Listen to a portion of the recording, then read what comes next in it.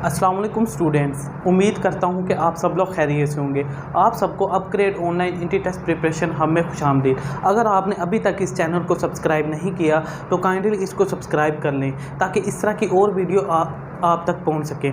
आज की इस वीडियो में मैं आपको कुछ इंपॉर्टेंट डॉक्यूमेंट्स के बारे में बताऊंगा जो कि किसी भी यूनिवर्सिटी, चाहे वो इंजीनियरिंग हो या मेडिकल कॉलेज हो, वहाँ पे एडमिशन लेने के लिए ज़रूरी है। इसके अलावा जो एमडी कैट के स्टूडेंट हैं, जब वो एमडी कैट का टेस्ट देने जाएंगे तो उस वक्त कौन कौन से डॉक्यूमेंट्स रिक्वायर्ड होंगे, तो उस पर भी बात होगी। तो सबसे पहले हम बताते हैं कि ऐसे कौन कौन से डॉक्यूमेंट्स हैं कि किसी भी यूनिवर्सिटी में एडमिशन के टाइम ज़रूरी होते हैं। तो सबसे पहले जो डॉक्यूमेंट्स नंबर 1 है वो आपका आईडी कार्ड नंबर या बेफाम नंबर होना चाहिए। अगर आपका अभी तक आईडी कार्ड नंबर नहीं बना तो आपके पास आपका ओरिजिनल बेफाम होना ज़रूरी है। अगर आपके पास ये नहीं है तो आपको एडमिशन के टाइम बहुत ज़्यादा मसले का सामना करना पड़ सकता है। इसके अलावा जो एमडी कैट के स्टूडेंट्स हैं उनके पास अगर आईडी कार्ड है तो वो ठीक है, लेकिन अगर वो 18 साल से कम उम्र के हैं तो उनके पास बेफाम नहीं बल्कि स्मार्ट कार्ड होना ज़रूरी है। अगर उनके पास बेफाम है तो वो टेस्ट नहीं दे सकते, उसके लिए उनको स्मार्ट कार्ड बनवाना पड़ेगा जो वो नादरा पे जाके बनवा सकते हैं जिनकी उम्र 18 साल से कम है। अगर आपकी उम्र 18 साल तक हो चुकी है तो फिर आप अपना आईडी कार्ड बनवाएं। तो ये तो हो गया था डॉक्यूमेंट नंबर 1 जो कि सबसे ज़्यादा इंपॉर्टेंट होता है। अब हम देखते हैं कि दूसरा ऐसा कौन सा डॉक्यूमेंट्स है जो ज़्यादा इंपॉर्टेंट है। उसमें आ जाता है हमारा दूसरे नंबर पर डोमिसाइल। अच्छा, डोमिसाइल के बारे में बहुत से लोग पूछते हैं कि ये क्या होता है। डोमिसाइल दरअसल एक आपके पास एक तरह की आपकी आइडेंटिटी होती है कि आप इस सूबे और इस ज़िले के रहायशी हैं। मसलन कि अगर आप पंजाब के रहायशी हैं और आप लाहौर में रहते हैं तो आपका डिस्ट्रिक्ट लाहौर और आपका सूबा पंजाब होगा। इसका मतलब है कि जो आपका डोमिसाइल बनेगा वो आपका सूबा जो पंजाब और डिस्ट्रिक्ट लाहौर का बनेगा। ठीक है, तो इस डोमिसाइल का फ़ायदा ये होता है कि इस डोमिसाइल की वजह से आप पंजाब में जितनी भी यूनिवर्सिटीज़ हैं या पंजाब में जितनी भी जॉब्स आती हैं आप अप्लाई कर सकते हैं। लेकिन अगर आप किसी दूसरे सूबे जैसे केपी के सिंध और या दूसरे बलूचिस्तान वगैरह में अप्लाई करते हैं तो वहाँ पे आप इस डोमिसाइल की बेस पे अप्लाई नहीं कर सकते। हाँ, अगर उनका कुछ कोटा होगा, कुछ रिज़र्व सीट्स होगी तो आप उस पर अप्लाई कर सकते हैं। इसी तरह दूसरे सूबों के लिए भी यही कंडीशन है। तो ये डोमिसाइल एक बहुत ज़्यादा अहम ज़रूरी डॉक्यूमेंट है जो एडमिशन के टाइम आपके पास हर सूरत होना चाहिए। तो इसलिए इसको जल्द से जल्द बनवा लें। अब इसका बनाने का तरीका बिल्कुल सिंपल है। पहले तो ये 2 साल पहले ये तरीका बिल्कुल आसान सा होता था और आज भी तकरीबन आसान सा ही है, लेकिन टाइम ज़्यादा लगता है। आपने जस्ट इतना करना है कि जो स्टाम्प पेपर्स बनाते हैं, जो स्टाम्प फरोश होते हैं,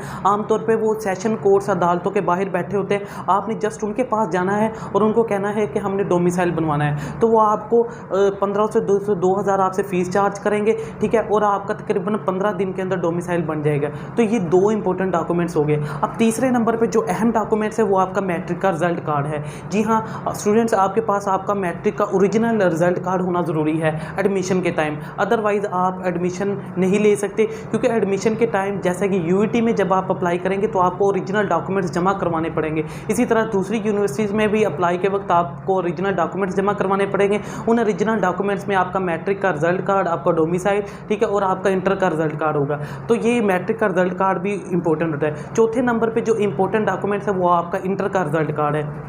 अब इंटर का अभी तक आपका रिजल्ट नहीं आया तो आपका जैसे ही यकम तक का रिजल्ट आ जाएगा, तो अगर जिन यूनिवर्सिटीज़ में आपने अप्लाई कर दिए तो आपका जब रिजल्ट आ जाएगा तो आप कंप्यूटर जो आपका रिजल्ट कार्ड होगा वो भी आप जमा करवा सकते हैं।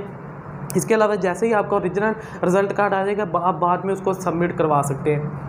अच्छा, उसके बाद जो ये तो हो गए 4 डॉक्यूमेंट। अब 5वें नंबर पे जो इंपॉर्टेंट डॉक्यूमेंट समझा जाता है वो आपके फादर या मदर का CNAC, ठीक है, या उनका एटलीस्ट आपकी कॉपी आपके पास होनी चाहिए। अगर आपके उनके CNAC की कॉपी आपके पास नहीं है तो आपको उनके CNAC का आईडी कार्ड नंबर पता होना चाहिए, दोनों मदर और फादर का। ठीक है, और 6ठे नंबर पर जो अहम इंपॉर्टेंट डॉक्यूमेंट्स होता है वो होता है आपका income certificate. Income certificate admission के टाइम एक ज़रूरी होता है। ये आमतौर पर स्टाम्प पेपर पर लिखवा के बनाया जाता है। इनकम सर्टिफिकेट पे आप अपनी इनकम मेंशन करते हैं। तो याद रखें जो आपकी इनकम है वो सही से मेंशन करें। अगर आप तकरीबन 25,000 से ज़्यादा इनकम मेंशन करते हैं तो आप किसी स्कॉलरशिप के लिए एलिजिबल नहीं है। लेकिन इसका मतलब ये नहीं है कि आप अपनी असल इनकम को छुपाएं। तो आपकी जितनी इनकम बनती है आप उसको स्टाम्प पेपर पर मेंशन करवाएं और वो स्टाम्प पेपर अटेस्टेड होना चाहिए किसी गैजेटेड ऑफिसर से, 17वें स्केल वाले ऑफिसर से।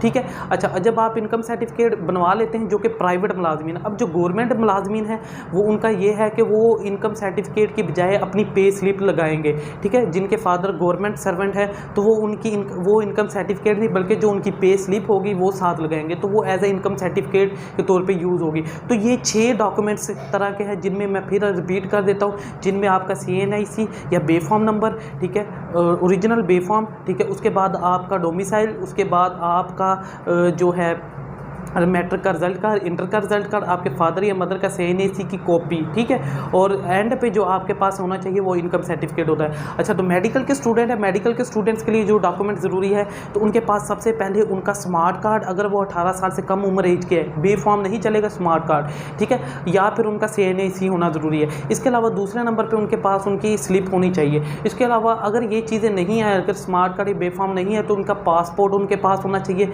जो कि मतलब कि अगर ये चीज़ें नहीं है तो वो पासपोर्ट अगर बनाए वो लेके जा सकते हैं, ठीक है। तो कुछ लोग स्टूडेंट्स को ये भी कहते हैं कि हम पासपोर्ट भी ले जाएं, नहीं भाई, अगर आपके पास आपका CNIC ID कार्ड है या स्मार्ट कार्ड है तो आप जस्ट वही लेके जाएंगे और साथ अपनी रोल नंबर स्लिप ये लाजमी लेके जाएंगे। तो यहाँ तक उम्मीद करता हूँ आप लोगों को समझ आ गई होगी कि कौन कौन से डॉक्यूमेंट ज़रूरी है। अगर आपको वीडियो अच्छी लगी है तो काइंडली चैनल को सब्सक्राइब करें, लाइक करें, शेयर करें, ताकि इस तरह की और वीडियोज़ मैं आपके लिए ला सकूँ, ठीक है। अपना और अपनी फैमिली का ख्याल रखें। Stay home.